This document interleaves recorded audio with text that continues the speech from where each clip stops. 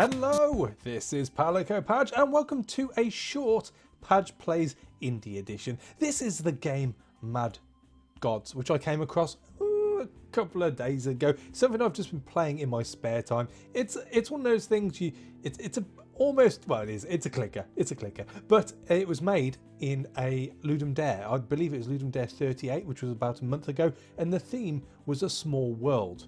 Now this is created by a couple of guys under the heading of Norseware. You have the coder and artist Thomas Knox, and you have the music guy Stephen Gygi, or Gygi, or Giggity.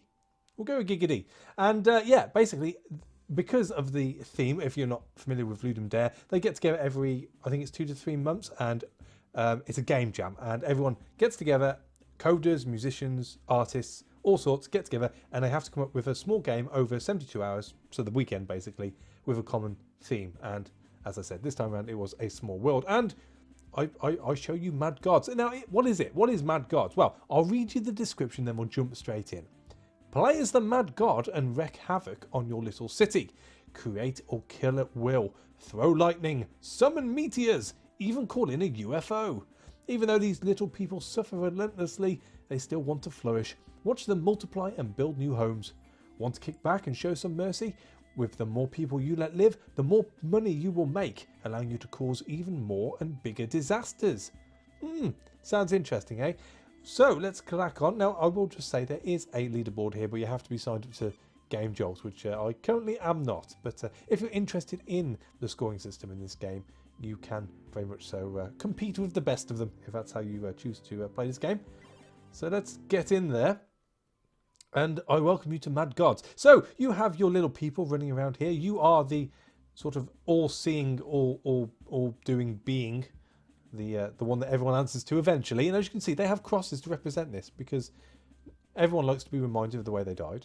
If we're talking about Christianity, that is. Yes, yeah, I'm sure Jesus would really appreciate that. So as it stands down in the bottom corner here, we have the score, the money, and our population. Now, the score is represented by you doing evil things to your population. So, for instance, we have all these things along here, and depending on what they are, they drive up your score by how many people they kill and how they are killed. The problem is, if you kill everyone, you lose the game. So, as you can see, our money is going up very slowly, every 1.5 to 2 seconds, and that is dependent on what our population is. The population goes up to 300. You can't have any more than 300, although you can plow all your cash into it. But there's no point after that. And as your money goes up, you can do more weird and wonderful stuff along here. So, first things first, I will go for the buttons. This isn't going to be a proper playthrough because, as I said, this is a time killer game. You've got 10 minutes before your tea's ready, before you're going out, or you're still a bit buzzy after playing a more sort of concentration-heavy game like Dota or what have you. And you just want something to wind down to for a few minutes afterwards. This is the sort of game you play. So, first things first, the first button here is a population increase. So for 5 monies, whatever that currency may be, you can actually add your population to, well, more population. So as it stands, we shall press. And as you can see, the population goes up and money goes down. But the advantage of this is the more population you have, the quicker your money goes up. So as you can see now, the money's going up a little bit quicker. It would turn out that every 10 population works out at about 1 money. So if you have 300 population at maximum, you're going to be getting about 30 coins or money per second. So it pays to have a lot of population ready to rock, because that way you can actually do the bigger and better stuff and not let it dwindle down so low that you actually have to wait around until you get enough to be able to do the bigger stuff. So it's a very fine sort of balancing pitch you have to do here. But we'll just crack on with a few more of the pops. I like to have over 100. It's a nice safe number. There we go. So now we should be getting 11 per second. So as you can see, it's going up by 11. So that's how you can keep an eye on that. Now we move on to the godly powers that we have bestowed upon us. The first thing is rain. Now rain isn't too exciting. You don't get any money for it, but it is very important. Always make sure you have at least 10 money available when it comes to using anything else, because rain is cleansing. Whatever you choose to do to your people, the rain will clean up after them, so they won't all die. So we'll move on to the next. This is fire. As you can see, people are on fire, and so my population will eventually start to dwindle, as they set alight. There we go. All our houses are on fire. And then we have to use the rain in order to put it all out before we lose all our population. But for doing that, we get a few points. So yay for points. Yay for points. So once again, we shall pop all of my available monies into my population and get them back up and running again. And as the game goes along, if you leave your population, they will actually build up the houses and they make massive tower blocks.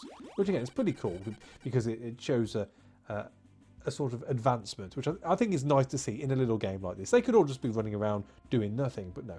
The fact that the buildings build up is pretty cool. And the music's alright as well, so it's a win-win as far as I'm concerned. Anyway, on to the next one. We have a lightning bolt, or 3, which sets fire to people. There we go, and they all start dying again. And our points go up. A few more points this time around before we get to the real big stuff. Fire's okay. Lightning bolt's okay. Next one, this is the biggie. In fact, we're going to put our population up. So I died last time. I've tried recording this already. I forgot to change my aspect ratio for this game because it is as big as you see it on the screen. And I recorded it in 1080p, which didn't go down too well in the playback. So thankfully, this is only a small video. So it shouldn't be too hard to reproduce what I've done already. But you don't need to know that. You don't need to know that. It's all behind the scenes stuff. Anyway, next thing. We have acid rain. At least I think it's acid rain. It falls from the sky. It looks like rain. And it does a hell of a lot of damage. So we'll just wait a second. That's pretty safe. So as you can see, it's green rain.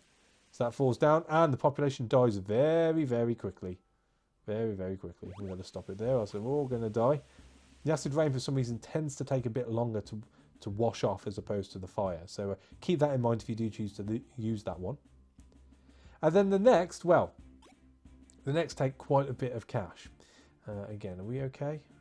I think we're okay money-wise. Let's get our population up.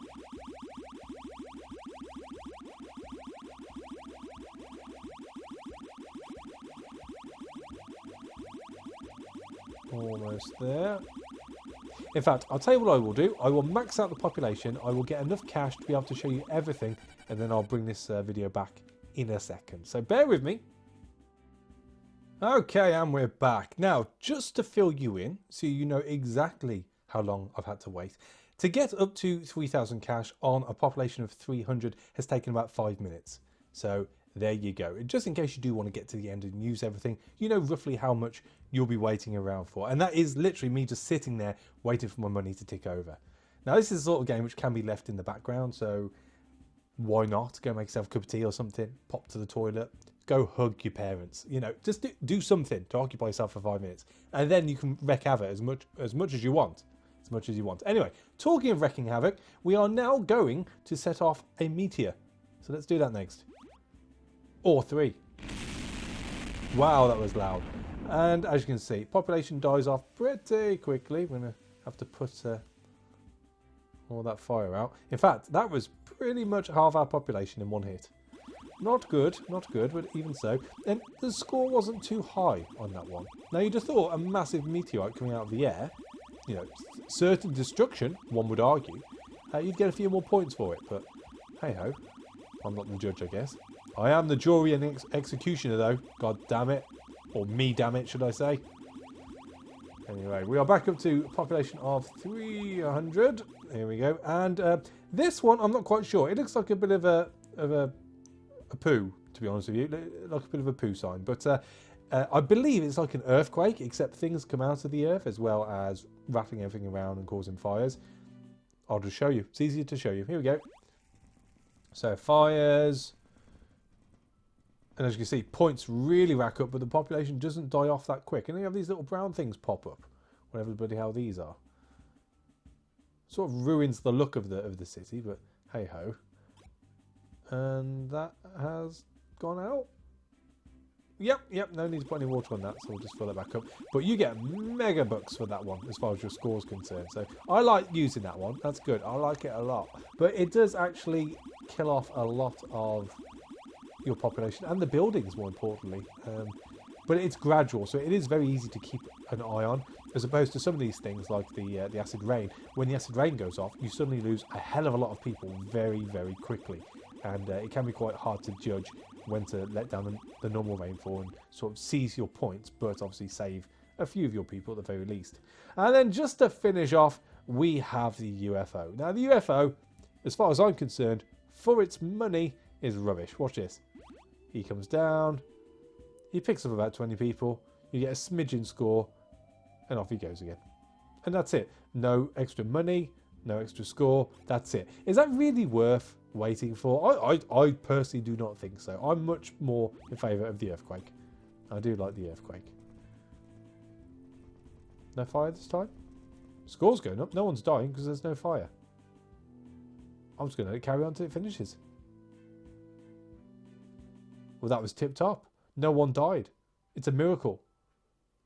Thank me for me, I guess, is what I'm trying to say there. So, there you go. Mad God. Yeah, Mad Gods. Almost said Mad Dogs there. Mad Gods. It's an alright, as I say, it's a time waster. And it's free, more importantly. The link will be down below. I do believe the developers are toying with the idea of taking it to mobile, to which point I'm sure there'll be a slightly more complicated system. But as it stands right now, nice little time waster. So there you go. Oh, and one last thing. You have this button in the top hand corner. It looks like a little alien face. This is your quit button. But it's quite a dramatic quit. I'll show you now. So there you go. If you want your city to go up in flames very quickly, or you know you're off to do other things, then you've always got the quit button, and that's always dramatic. That's always dramatic. We need more dramatic quit buttons, I think, in games. That would just make it that bit more interesting. So thank you for watching. As always, a like is appreciated, and I'll catch you on the next one. Take it easy.